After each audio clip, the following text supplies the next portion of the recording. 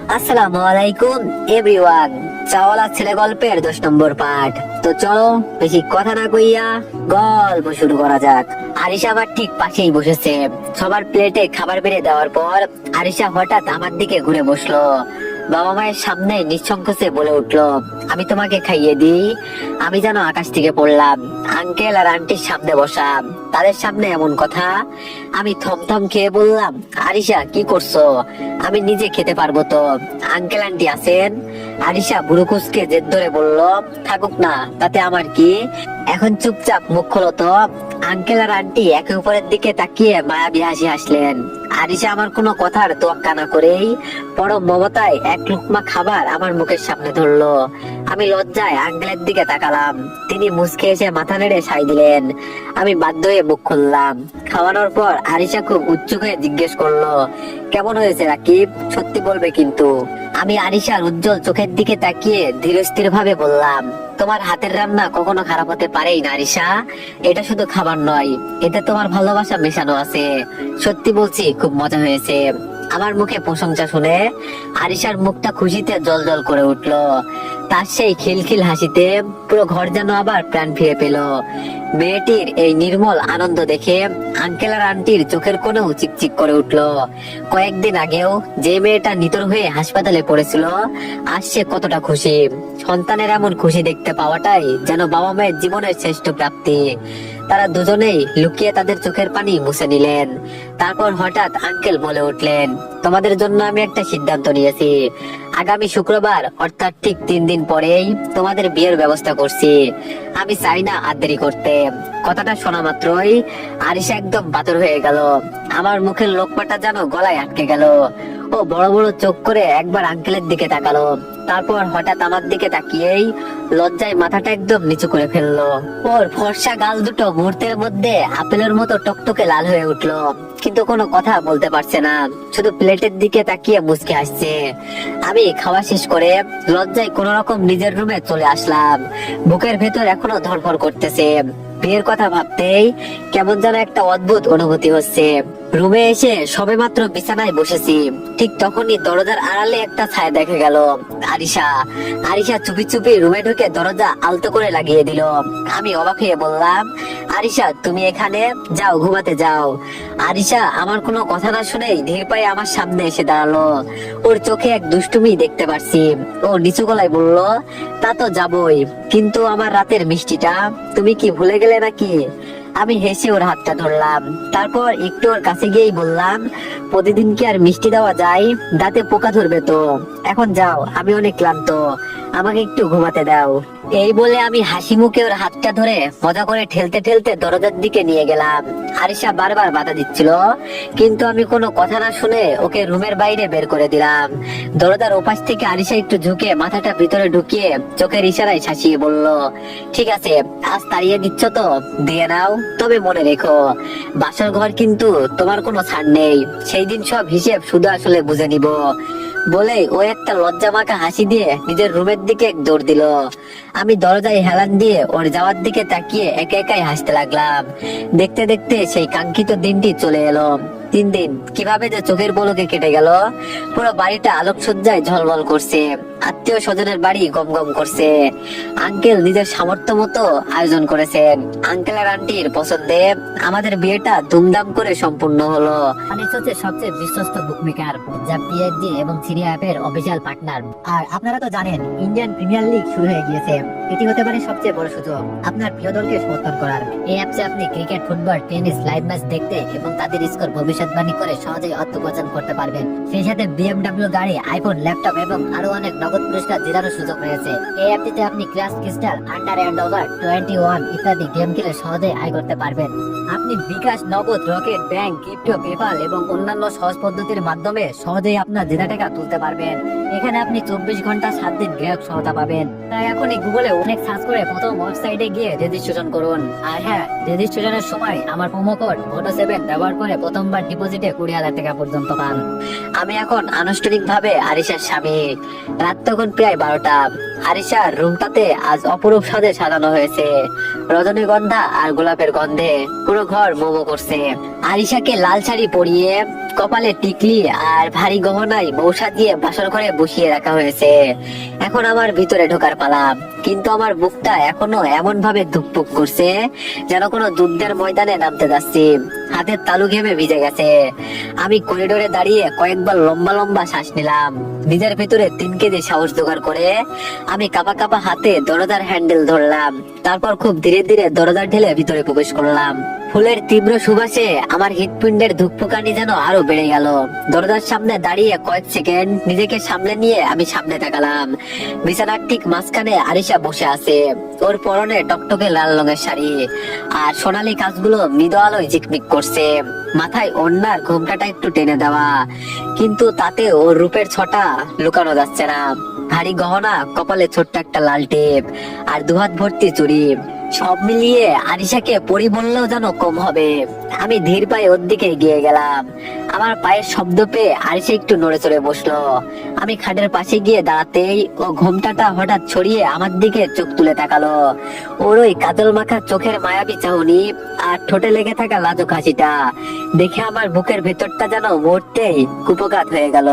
আমি ওর পাশে বসতে যাব, ঠিক তখনই আরিশা বিছানা থেকে নেমে আমার পায়ে হাত দিয়ে সালাম করলো।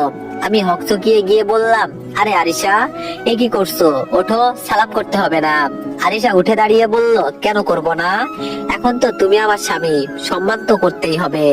তবে শুধু সম্মান করলেই তো চলবে না, এবার আমার পাওনাটা বুঝিয়ে দাও। আমি হেসে দিয়ে বললাম, পাওনা? কিসের পাওনা?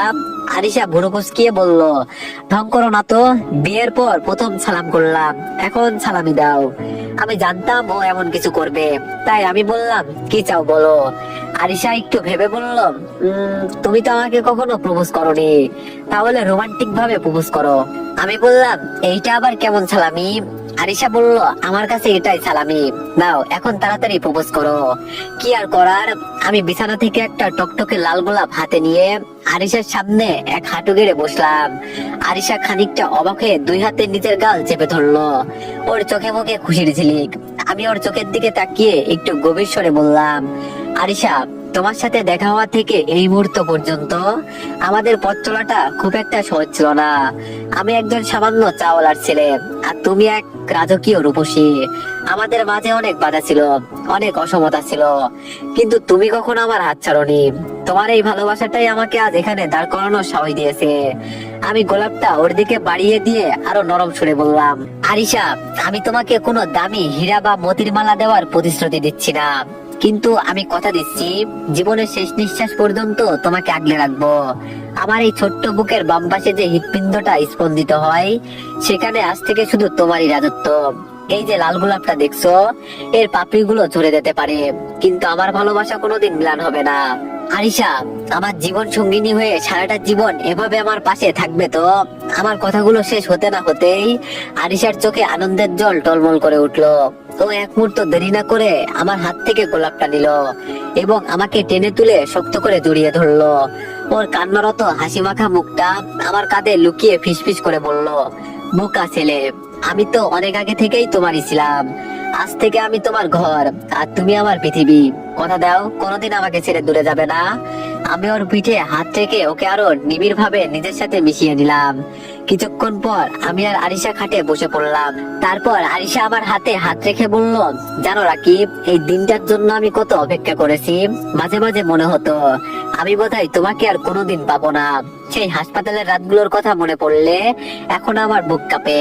আমি ওর কাঁধে হাত রেখে ওরে নিজের বুকের সাথে মিশিয়ে নিলাম। ওর কপালে একটা আলতো চুমু খেয়ে বললাম, সব অতীত ভুলে যাও আরিশা, এখন থেকে আমি তোমার আর তুমি শুধুই আমার, আর কেউ আমাদের আলাদা করতে পারবে না। আরিশা আমার বুকের বোতাম নিয়ে নাড়াচাড়া করতে করতে হঠাৎ মুখ তুলে তাকালো। ওর চোখে একটা অদ্ভুত আবদার। ও একটু দুষ্টুমি করে ফিসফিস করে বলল, আমি তোমার কাছে আরেকটা জিনিস চাই। আমি বললাম, বলো কি চাও? আরিশা বলল, একটা পিচ্চি রাকিব। বলেই আরিশা আমার বুকে মুখ লুকালো। তারপর আমি বললাম মানে? আরিশা বলল, দূর, তুমি কিছু বোঝো না, আমাদের একটা ছোট্ট বাবুর কথা বলছি, একদম তোমার মতো একটা পুতুল। আমি ওর কথা শুনে একটু অপ্রস্তুত হয়ে হাসলাম। ওর চিবুকটা উঠিয়ে ধরে বললাম, এখনই বেবি? আরিশা আমার গলায় হাত জড়িয়ে দিয়ে আরো কাছে এগিয়ে এলো। ওর তপ্ত নিঃশ্বাস আমার ঠোঁটে আশ্রে পড়ছে। ও একটু গম্ভীর হয়ে বলল, হ্যাঁ, আমার এখনই লাগবে। আমি তোমার মতো ওই পুতুলটাই ঘরে দেখতে চাই। একটা ছোট্ট রাকিব থাকবে যে সারাদিন আমাকে তোমার মতো চালাবে, আর আমি তাকে আদর দিয়ে ভরিয়ে দেব। তুমি কি দেবে না আমায় সেই খুশি? আমি বললাম, কিন্তু আমার তো ছোট্ট আরিশা চাই। আরিশা বলল, সে দেখা যাবে, আগে মিশন তো শুরু করো। বলে আরিশা আবার আমার বুকে মাথা রাখলো। আমি ওর দুগালে হাত রেখে খুব নিবিড় ভাবে ওর ঠোঁটে নিজের ঠোঁট ডুবিয়ে দিলাম। আরিশাও সমান আবেগে আমাকে জড়িয়ে ধরলো। ঘরের বাতিটাও নিভিয়ে দিলাম। আর কিছু দেখা যাচ্ছে না গায়েস। মিশনে নামছি, সবাই দোয়া করবেন যেন দুইটা পুতুল একসাথে আসে। পরের দিন সকালে জানালার পর্দা ভেদ করে রোদের ঝলকানি সরাসরি আরিশার মুখে পড়লো। আমি আগেই জেগেছিলাম। আরিশার ঘুমন্ত চেহারার দিকে তাকিয়ে মনে হচ্ছিল এটাই আমার পৃথিবীর সবচেয়ে বড় সুখ। হঠাৎ আরিশা চোখ মেললো। আমাকে তাকিয়ে থাকতে দেখে ও লজ্জায় কম্বল দিয়ে মুখ ঢেকে ফেললো। আমি হেসে বললাম, ওরে বাবা, কাল রাতে তো অনেক লম্বা চওড়া কথা ছিল, এখন আবার লজ্জা কিসের? আরিশা বলল, উফ রাকিব, চুপ করো তো, কালকের কথা কাল ছিল, এখন সকালবেলা কেন এসব মনে করিয়ে দিচ্ছ? আমি ওর কাঁধ থেকে কম্বলটা সরিয়ে দিয়ে ওর কানের কাছে মুখ নিয়ে বললাম, আমি কেন মনে করাবো না? কাল তো মিশন সফল করার জন্য বেশ তাড়া দিচ্ছিলে, এখন দেখছি লজ্জাবতী হয়ে গেছো। আরিশা ঝটপট আমার বুকে মুখ লুকিয়ে ফেললো। ওর উষ্ণ নিঃশ্বাসে আমার গায়ের লোম শিউরে দিচ্ছে। ও আদুরে গলায় বলল, তুমি না খুব পচা হয়ে গেছো, যাও এখন, অনেক বেলা হয়েছে, তাড়াতাড়ি গোসল করে নাও। আমি ওর কোমর জড়িয়ে ধরে আরো কাছে টেনে নিলাম। দুষ্টুমি ভরা গলায় বললাম, আমি বললাম, এত সহজে যাওয়া হচ্ছে না, আমার কোনো তাড়া নেই, আরো কিছুক্ষণ এই মায়াবী সকালটা উপভোগ করি না হয়? আরিশা এবার আমাকে দুই হাতে ধাক্কা দিয়ে বিছানা থেকে নামানোর চেষ্টা করতে করতে বলল, একদম না, তোমার দুষ্টামি আমি খুব ভালো করেই চিনি, এখনই ওয়াশরুমে যাও বলছি, না হলে আমি কিন্তু রাগ করব। আমি হাসতে হাসতে বললাম, একা একা গোসল করতে ভালো লাগছে না আরিশা, চলো না দুজনে একসাথে যাই, একটু পানি নিয়ে খুনসুটি করা যাবে। আরিশা চোখ বড় বড় করে তাকিয়ে একটা বালিশ ছুঁড়ে মারলো আমার দিকে, তারপর বলল, আবার নির্লজ্জ ছেলে একটা, যাও এখান থেকে। আমি হাসতে হাসতে ওয়াশরুমে ঢুকে দরজাটা টেনে দিলাম। ভিতর থেকে চেঁচিয়ে বললাম, দরজাটা কিন্তু লক করে দিলাম, পরে আফসোস করো না যেন। ওপাশ থেকে আরিশার হাসির শব্দে বলে উঠলো। আবার খানিকক্ষণ পর গোসল ছেড়ে আমি তোয়ালে দিয়ে চুল মুছতে মুছতে বের হয়ে এলাম। দেখি আরিশা আলমারি থেকে একটা নীল রঙের জামদানি শাড়ি বের করে বিছানায় রেখেছে। তারপর আরিশা গোসল ছেড়ে ওয়াশরুম থেকে বের হলো। আমাকে দেখে বলল, যাও এবার রুম থেকে একটু বাইরে যাও, আমি শাড়িটা পরে নি।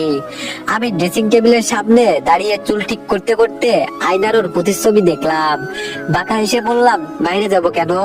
আরিশা হালকা রাগী চোখে বলল, আরে শাড়ি পরতে অনেক সময় লাগে, আর তুমি তাকিয়ে থাকবে আমি জানি, তুমি থাকলে আমি কুচি ঠিকভাবে করতে পারবো না, প্লিজ যাও না। আমি ওর সামনে গিয়ে দাঁড়ালাম। তারপর খুব শান্ত গলায় বললাম, আরিশা, শাড়িটা দাও, আজ আমি তোমাকে শাড়ি পরিয়ে দিব। আরিশা অবাক হয়ে আমার দিকে তাকালো, তারপর বলল, কি তুমি তুমি শাড়ি পরাতে জানো? আমি মুচকে এসে উঠলাম, ওর চিবুকটা ধরে বললাম, হ্যাঁ পারি, ট্রাই করে দেখি না। আরিশা কিছুটা দ্বিধা নিয়ে শাড়িটা আমার হাতে দিল। আমি খুব সাবধানে ওর কোমরের চারপাশ দিয়ে শাড়িটা পেঁচাতে শুরু করলাম। আমার হাতের আঙ্গুল যখন ওর পেটের নরম চামড়ায় স্পর্শ করছিল, আরিশা বারবার কেঁপে উঠছিল, ওর নিঃশ্বাস ভারী হয়ে আসছিল। আমি খুব যত্ন করে কুচিগুলো ধরলাম, একটা একটা করে ভাঁজ করে ওর নাভির নিচে গুজে দিলাম। গুজে দেওয়ার সময় আমাদের দুজনের দৃষ্টি স্থির হয়ে গেল। আরিশার কাজল কালো চোখ দুটো যেন নেশা ধরাচ্ছে। শাড়ির আঁচলটা ওর কাঁধের উপর তুলে দিয়ে আমি ওর ঘাড়ে আলতো করে স্পর্শ করলাম। আরিশার সারা শরীরে যেন বিদ্যুৎ খেলে গেল। ও অবশেষে চোখ বন্ধ করে ফেললো। আমি ওর কানের কাছে মুখ নিয়ে ফিসফিস করে বললাম, কেমন হলো আমার লজ্জাবতী? এবার দেখো তো আয়নায়। আরিশা আয়নার দিকে না তাকিয়ে হঠাৎ করে ঘুরে দাঁড়িয়ে আমার গলা জড়িয়ে ধরলো। ওর মুখটা আমার খুব কাছে। ও আবেগী স্বরে বলল, তুমি এতটা নিখুঁত ভাবে শাড়ি পরিয়েছো, তোমাকে তো এর উপহার দেওয়াই উচিত। আমি বললাম, কি উপহার দাও? কথাটা শেষ করার সময়ও দিল না, টপ করে আমার গালে আর ঠোঁটে একটা ছোট চুমু খেয়ে আমাকে শক্ত করে জড়িয়ে ধরলো। আমি অনুভব করতে পারছিলাম ওর হৃৎপিণ্ডের দ্রুত স্পন্দন। হঠাৎ দরজায় টোকা পড়লো। ওপাশ থেকে আরিশার আম্মুর কণ্ঠস্বর শোনা গেল। আম্মু বলল, আরিশা মা, তোরা কি উঠেছিস? অনেক বেলা হয়েছে তো, আয় নিচে আয়, আমরা ডাইনিং টেবিলে অপেক্ষা করছি। আরিশা ঝটপট আমার কাছ থেকে সরে গিয়ে শাড়িটা ঠিকঠাক করে নিল। ওর গালের লালাবাটা তখন স্পষ্ট। ও দরজার দিকে তাকিয়ে উত্তর দিল। আরিশা বলল, হ্যাঁ আম্মু, এই তো আসছি, তোমরা বসো, আমরা 5 মিনিটের মধ্যে আসছি। বাইরে পায়ের শব্দ মিলিয়ে যেতেই আমি আরিশার হাতটা টেনে ধরলাম। ও ভ্রুকুচকে তাকিয়ে বলল, ছাড়ো তো, আম্মু ডাকছে, দেখলে না? এখন নিচে না গেলে সবাই কি ভাববে? আমি হাসতে হাসতে বললাম, ভাববে যে নতুন দম্পতি একটু ব্যস্ত আছে, এটা তো স্বাভাবিক, তাই না? আরিশা আমাকে একটা ভেঙচি কেটে আয়নার সামনে দাঁড়িয়ে শেষবার নিজেকে দেখে নিল। নীল শাড়িতে ওকে আজ অপার্থিব সুন্দর লাগছে। আমি ওর পেছনে গিয়ে দাঁড়ালাম। ও আয়না দিয়ে আমার দিকে তাকিয়ে বলল, চলো এবার লক্ষ্মী ছেলের মতো নিচে যাই। আমরা নিচে আসতেই দেখলাম আরিশার বাবা আর মা হাসি মুখে বসে আছেন। আমাদের দুজনকে একসাথে দেখে আরিশার বাবার চোখে এক অদ্ভুত তৃপ্তি ফুটে উঠলো। আঙ্কেল বলল, মা আরিশা, তোকে আজ অনেকদিন পর এত খুশি দেখাচ্ছে। আন্টি বলল, তোমরা দুজন বসো তো। আরিশা, তুই আজ শাড়িটা খুব সুন্দর করে পরেছিস। খাওয়া দাওয়া শেষ করে আমরা রুমে ফিরে এলাম। আরিশা বেলকনিতে দাঁড়িয়ে বাইরের আকাশ দেখছিল। আমি পিছনে গিয়ে ওর চুলে মুখ ডুবালাম। আরিশা বলল, আবার শুরু হলো? এই তো মাত্র নিচে খেয়ে আসলে, এখন কি আবার কিছু লাগবে? আমি ওর নাকটা টেনে দিয়ে বললাম, পেট তো ভরেছে, কিন্তু মন তো ভরেনি আরিশা। এই যে শাড়ি পরিয়ে দিলাম, এর বিনিময়ে তো শুধু একটা চুমু দিলে, পাওনাটা কি একটু কম হয়ে গেল না? আরিশা বলল, ও মা, তাই নাকি? তো জনাবের আর কি লাগবে শুনি? আমি বললাম, আমার লাগবে এই সারাটা দুপুর তোমার কোলে মাথা রেখে কাটানো, পারবে? আরিশা মুচকে এসে আমাকে বিছানার দিকে টেনে নিয়ে গেল। ও নিজে হেলান দিয়ে বসলো আর আমি ওর কোলে মাথা রাখলাম। ও বিলি কাটতে কাটতে ফিসফিস করে বলল, তুমি জানো রাকিব, তোমাকে যেই দিন কলেজে প্রথম দেখেছিলাম সেই দিন ভাবিনি তুমি আমার জীবনের এত বড় একটা অংশ হয়ে যাবে। আমি ওর হাতের তালুতে একটা চুমু খেয়ে বললাম, আমিও ভাবিনি একটা চাওয়ালা ছেলেকে তুমি এভাবে আপন করে নিবে। আরিশা বলল, একদম ওসব কথা বলবে না, তুমি আমার কাছে অনেক স্পেশাল। টাকা দিয়ে কোনো কিছুর বিচার হয় না। এই যে যত্ন করে শাড়ি পরিয়ে দিলে, এটা আমার কাছে কোনো রাজপুত্রের চেয়েও কম কিছু না। আমি ওর হাতটা নিজের বুকের উপর চেপে ধরলাম। ঘরের ভিতর একটা মায়াবী নীরবতা কাজ করছে, যেখানে শুধু আমাদের দুজনের নিঃশ্বাসের শব্দ আর গভীর ভালোবাসা মিশে আছে। আরিশার ভালোবাসা, আমাদের পড়াশোনা আর আঙ্কেল আন্টির যত্নের মধ্য দিয়ে আমাদের জীবন থেকে 1 বছর কেটে গেল। 1 বছর পর এখন আমরা দুজনে অনার্স 2য় বর্ষের স্টুডেন্ট। আরিশার জেদ আর আমার পরিশ্রমের কারণে প্রথম বর্ষের রেজাল্ট খুব ভালো হয়েছে, যা দেখে আঙ্কেল আন্টি প্রচন্ড খুশি।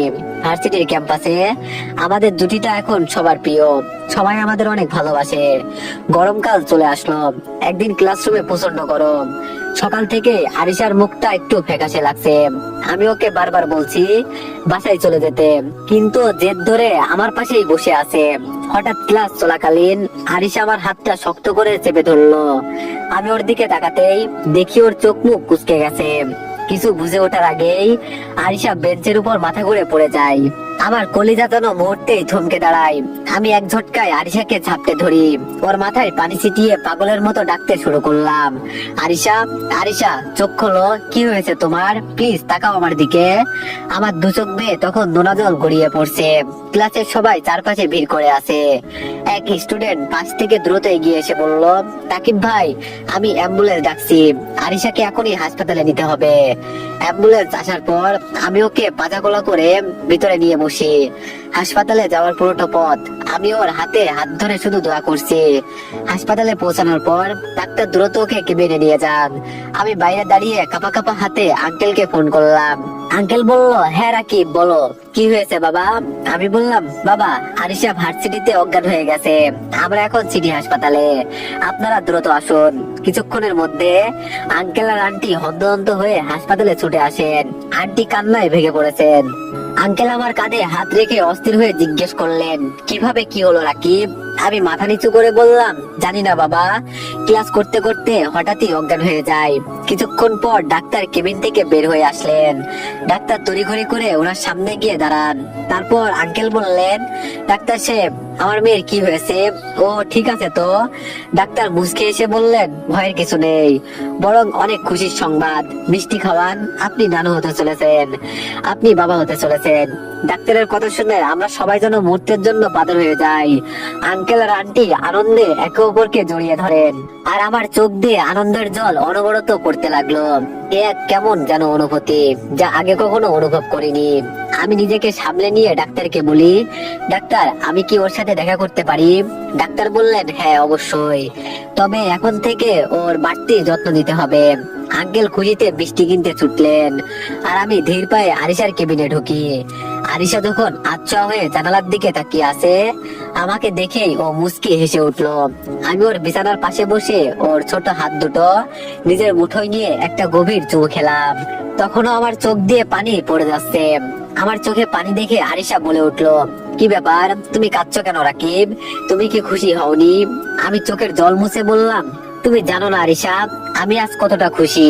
বাবা হবার এই ফিলিংসটা আমি ভাষায় প্রকাশ করতে পারছি না। মনে হচ্ছে আমার অস্তিত্ব এখন তোমার ভিতরে অন্য এক রূপ নিয়ে বড় হবে। আমি আজ পৃথিবীর সবচেয়ে সুখী ছেলে। আমি ওর পেটের উপর আলতো করে হাত রাখি। এক অদ্ভুত শিহরণ আমার সারা শরীরে খেলে যায়। আরিশা আমার হাতটা জড়িয়ে ধরে ওর বুকে চেপে ধরে। তারপর আমি বললাম, আরিশা, তুমি খুশি তো? আরিশা বলল, খুব খুশি, ভাবতেই অনেক শান্তি লাগছে।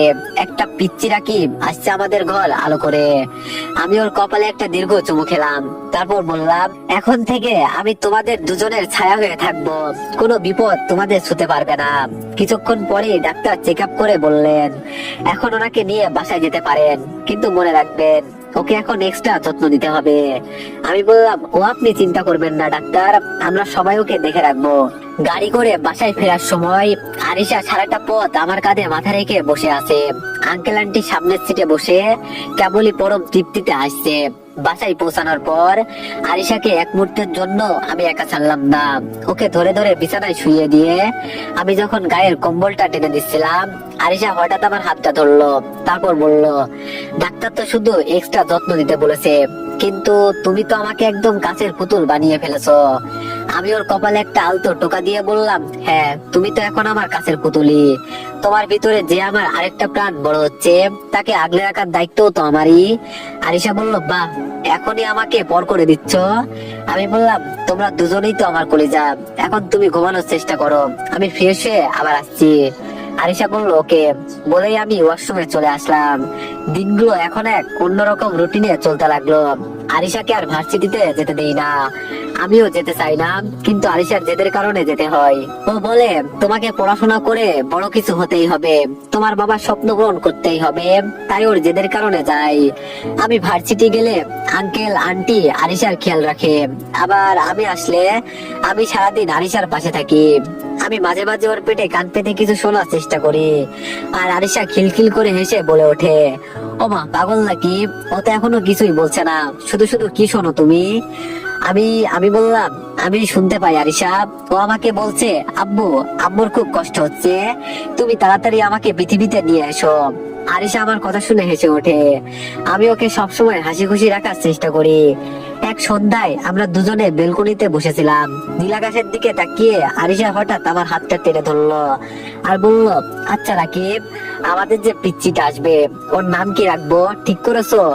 আমি বললাম, হ্যাঁ, আমি জানি তোমার ইচ্ছেই পূরণ হবে, একটা হ্যান্ডসাম ছেলে হবে, ওর নাম রাখবো শিহাব বাবু। আরিশা সাথে সাথে আমার দিকে মুখ ঘুরিয়ে চোখ পাকিয়ে বলে, একদম না, আমি জানি তোমার ইচ্ছে পূরণ হবে, আমি জানি আমার একটা পুতুলের মতো মেয়ে হবে, যার নাম রাখবো রুহি, একদম গোলগাল আর মিষ্টি কিউট পরীর বাচ্চা। আমি হাসতে হাসতে ওর কোমরে হাত দিয়ে কাছে টেনে নিলাম। তারপর বললাম, আচ্ছা যেটাই হোক, আমি সেটাতেই খুশি। আরিশা আমার কাঁধে মাথা রেখে সন্ধ্যা উপভোগ করতে লাগলো। এভাবে আরিশা আর আমার খুনসুটিতে 10 মাস হয়ে গেল। আরিশা খুব একটা চলাফেরা করতে পারে না। একদিন তো এভরিওয়ান, অসুস্থতার কারণে এই কয়দিন ভিডিও আনতে পারি নাই। আর এখনো আমি মোটামুটি অসুস্থই আছি, যার কারণে জানি না ভিডিওর ভয়েস কেমন হয়েছে। তো যাই হোক, তোমরা একটু মানিয়ে নিও, আর সবাই নেক্সট পার্টের জন্য একটু বেশি বেশি লাইক আর একটা করে কমেন্ট করে দিও। ধন্যবাদ।